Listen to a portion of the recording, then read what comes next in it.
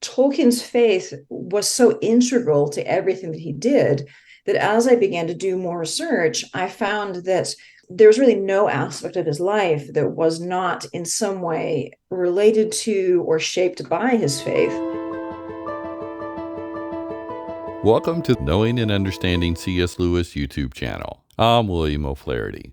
Returning to the show today is Holly Ordway for the first of a two-part interview about one of C.S. Lewis's friends, J.R.R. Tolkien. Releasing September 2nd, 2023 is Tolkien's Faith, a Spiritual Biography. Holly, welcome back to the show. Oh, it's my pleasure to be back.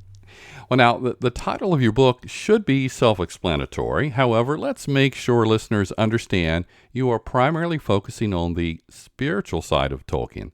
So, two-part questions to get things started. Why merely explore his faith? And secondly, why is it even important to be that narrow? Well, that's a great question to start with, because there's been this gigantic missing piece, really, in Tolkien biography. It's generally known that he's a Christian, although, in fact, some people don't really realize that. But there has been no real attention to what that meant to him, what he really believed, what it meant in his life. As I was writing my previous book, Tolkien's Modern Reading, and looking in depth at the various biographies of Tolkien, I realized that on this subject, they're curiously hesitant.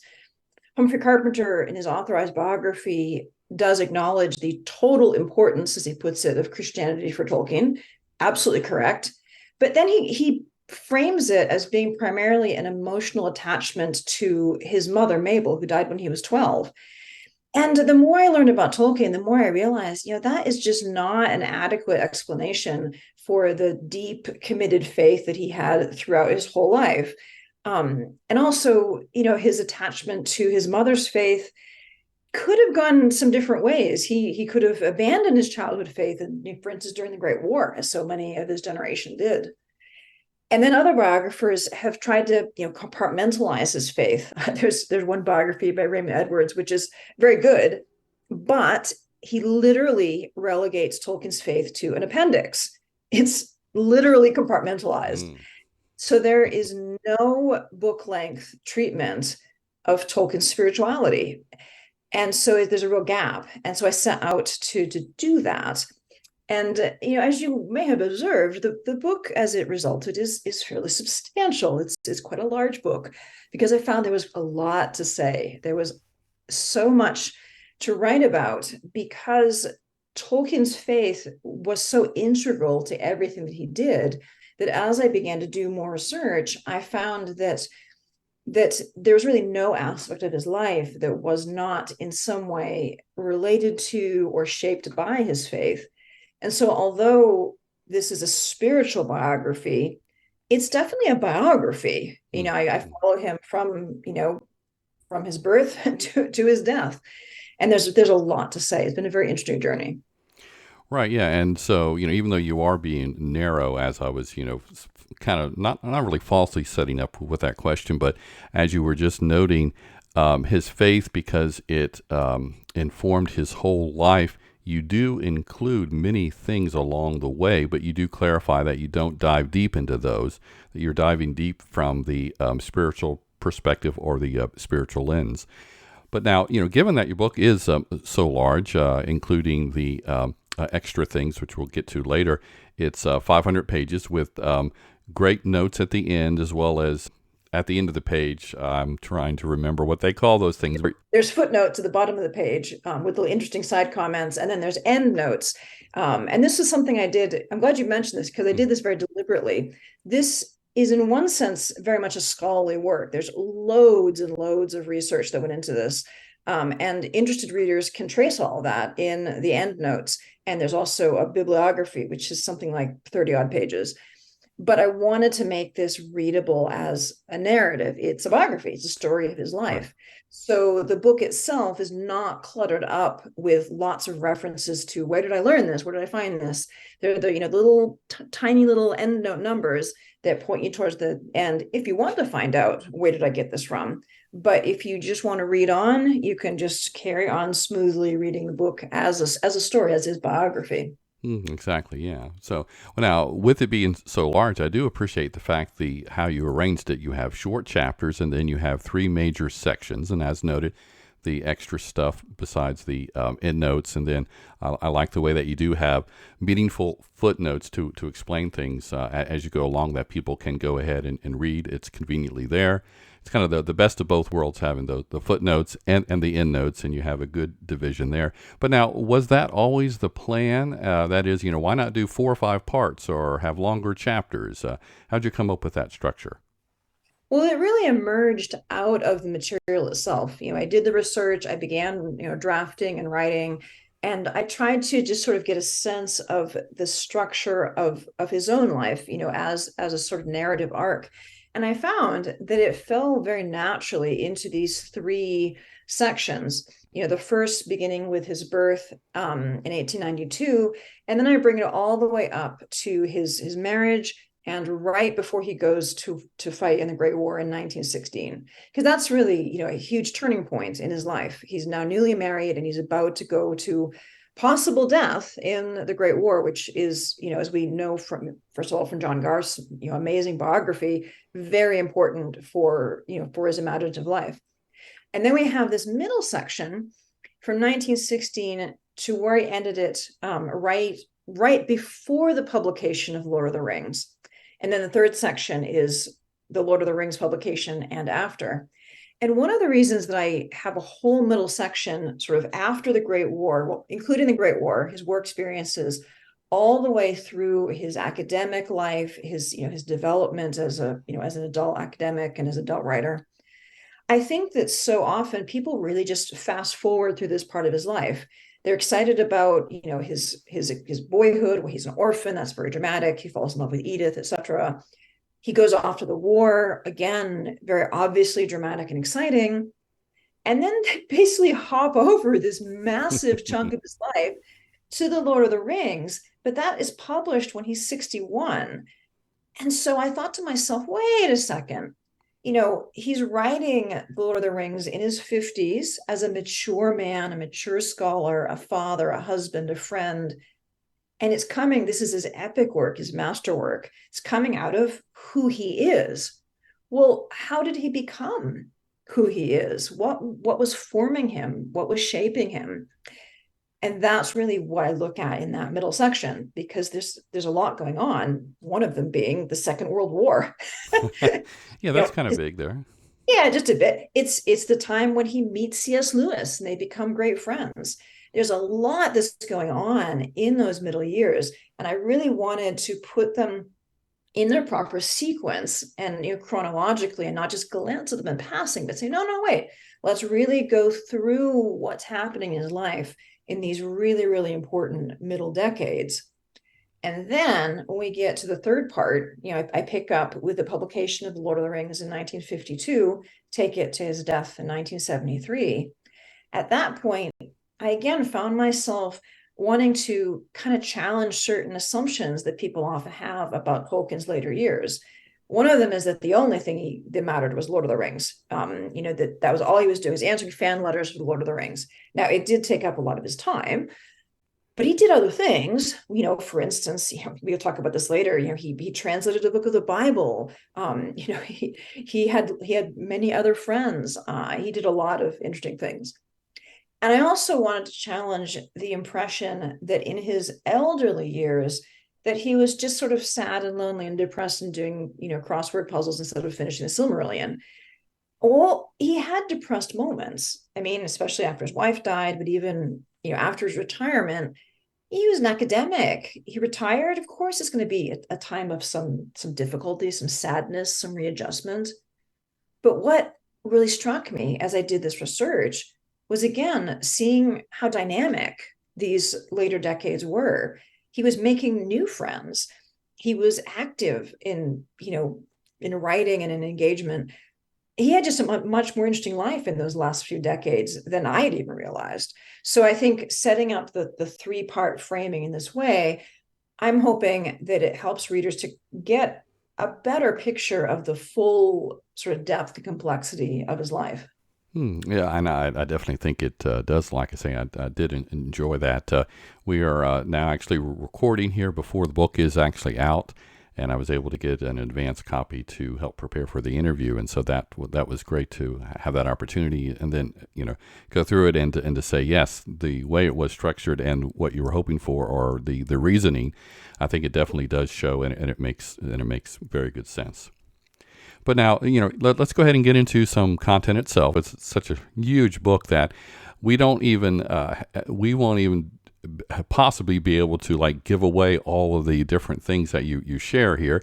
And so, in fact, I'm going to kind of pigeonhole you or narrow you down here. But let's first acknowledge that the first chapter provides an overview or somewhat introduction to the book, and then the remaining 13 chapters of this first division and covers his life up to his early 20s.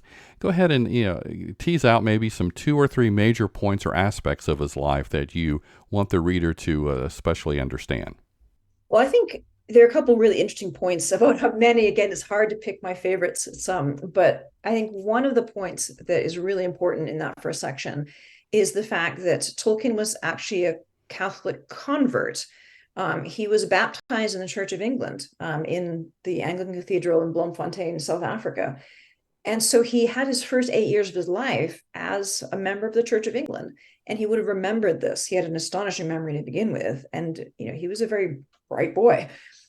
And then his father died when he was 4, and his mother became a Catholic when he was 8. And so he was able to remember that shift. And one of the really fascinating things that I learned is that Catholic practice at that time was that at 8 years old, he was considered to be above the age of reason. And so he was not just kind of taken into the church alongside his mother. He was expected to make his own profession of the faith when he had his first Holy Communion and confirmation, which came later when he was 11, just about to be 12 years old. So he was not actually a cradle Catholic. He had to make a step that was deliberate when he was about to become 12 years old. And also, it was not by any means a foregone conclusion that he would, because Catholicism at that time in England was very much socially disapproved of. It was absolutely the minority religion. It was culturally the not approved option. So Mabel, in becoming a Catholic, incurred the extreme displeasure of all her relatives, who cut off all financial support to her, causing them to be living in poverty. And she had to go from worshiping in these beautiful, Church of England churches to these kind of dingy and not very attractive Catholic churches, because Catholics didn't have the resources to have these beautiful churches right then. Even the Birmingham Oratory, if people look at photos, what we see now, that beautiful big building with the dome and everything, that wasn't built until later. So when Mabel brought her boys to it, it was a very modest building, kind of ugly, in fact. She came there because it was a good community that would support her as a convert, because most of the Oratorian fathers were themselves Catholic converts. So they understood that journey and they knew how to help her. So I think just that awareness that, he was part of a literally disenfranchised minority historically.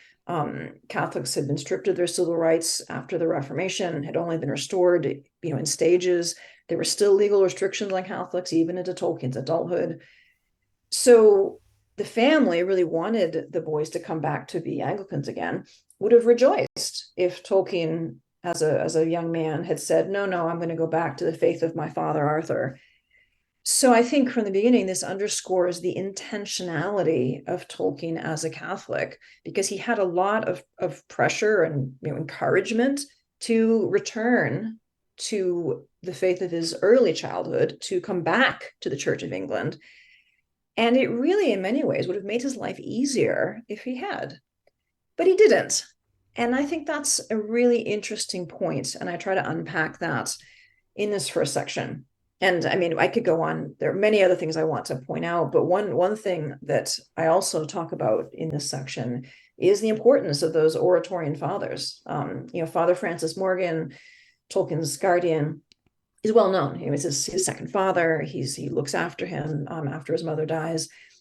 But I had not realized until I did this research that really Father Francis was part of a community. There are about 20 Oratorian fathers at the Birmingham Oratory when Tolkien was a boy there.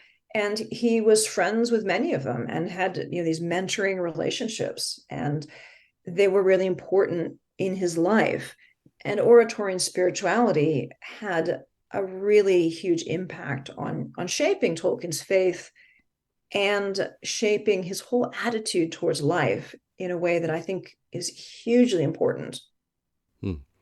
Right. And I was aware of how the fact that he was, Catholic, and how there was some discrimination or, the situation in the family. But just like when, for the first time later as an adult, I was familiar with the Reformation, but to see on both sides all the misunderstandings, the hatred towards one another that was going on. So you did a great job in terms of, painting a much clearer picture about this period in his life, and that it wasn't just, he, of course he was, Catholic because his mom or whatever, but he could have made other choices and decisions.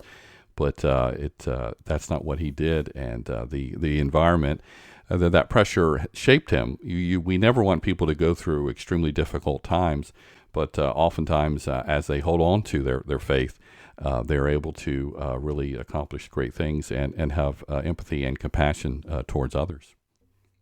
Exactly. And, knowing that it wasn't just, a foregone conclusion that he had to, pressure, and he could have abandoned his faith, or, could have abandoned his faith entirely, or he could have abandoned being a Catholic. I think it gives us more insight into, the fact that he did stick with it. Mm-hmm. Yeah. And let's go ahead and you note in your book, and then I'll go ahead and get out in the open, the fact that you yourself are Catholic.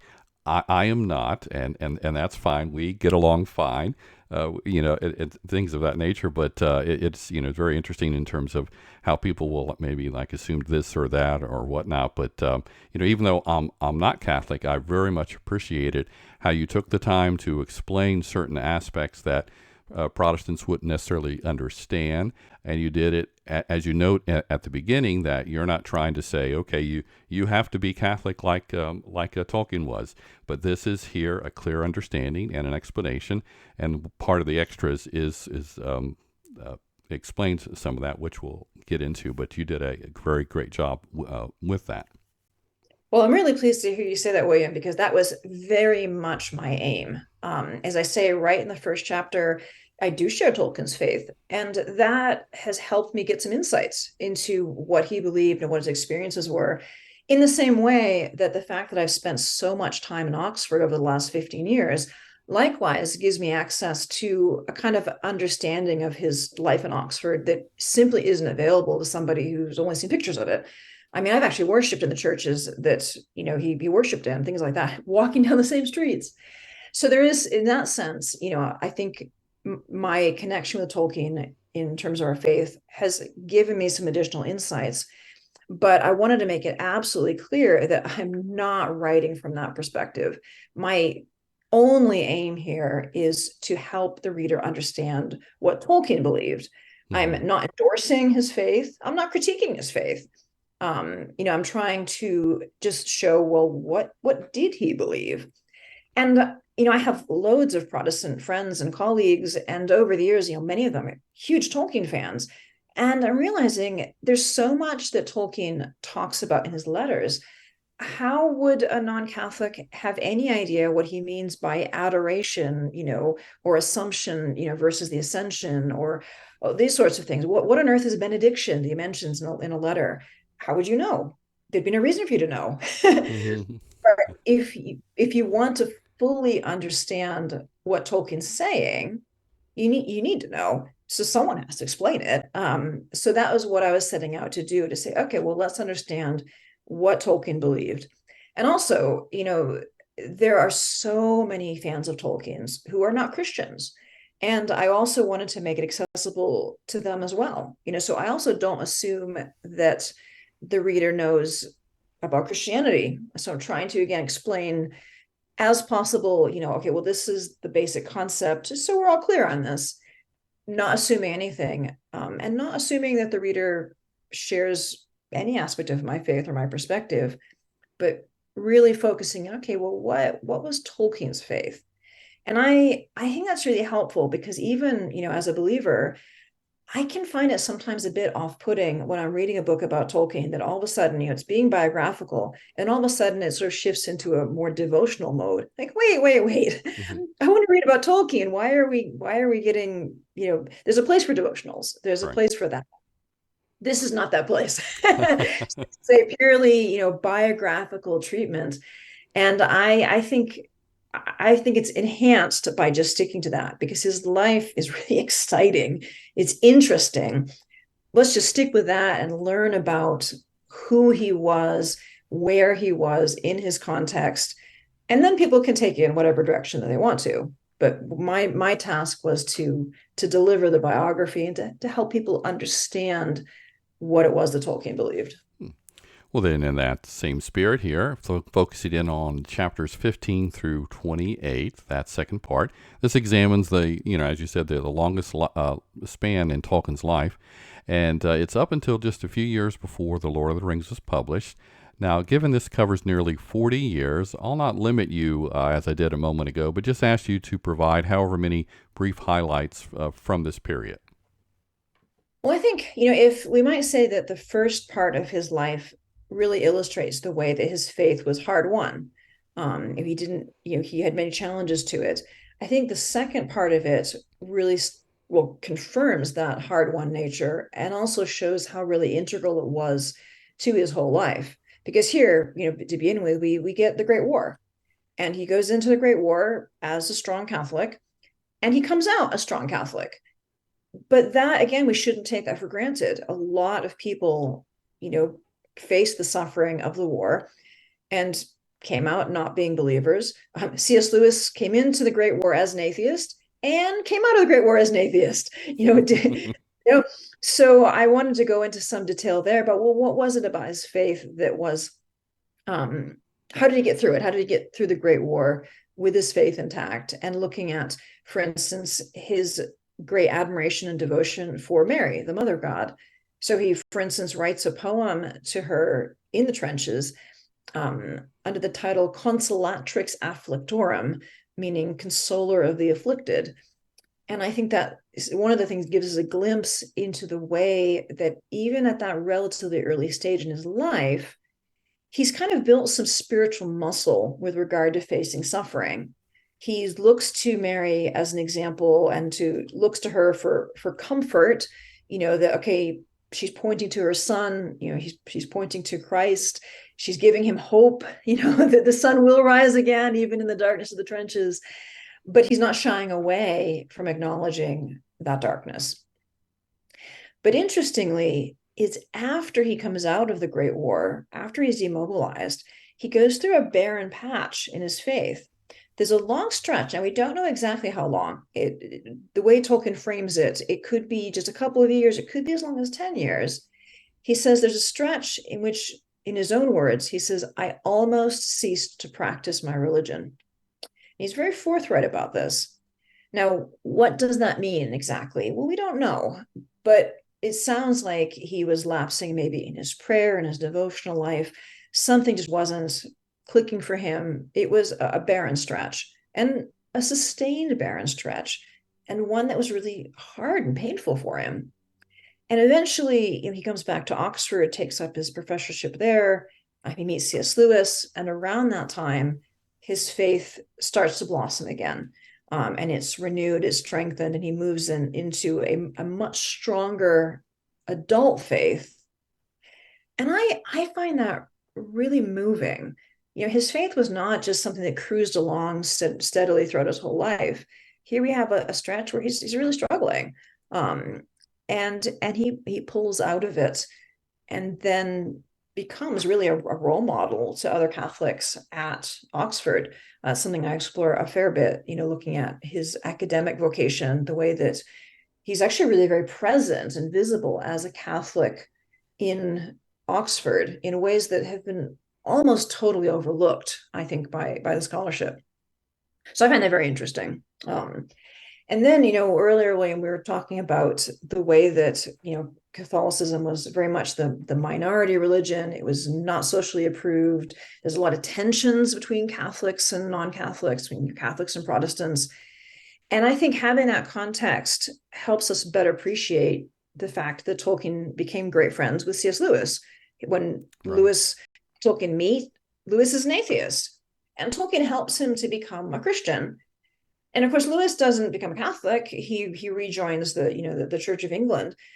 But Tolkien was not bothered by that. He had a recognition. Obviously, he would have liked for Lewis to become a Catholic, but he had a recognition that Lewis was his brother in Christ. He speaks very warmly of how Lewis loves the Lord and that this is a grace that brings more graces.